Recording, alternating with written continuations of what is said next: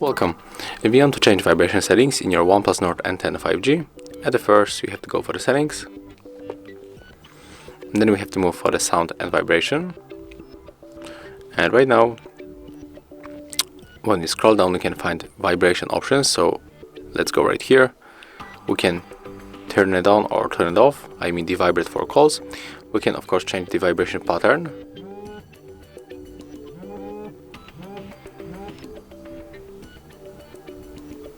And also we can turn off the touch vibration feedback for keyboard, tab and other features.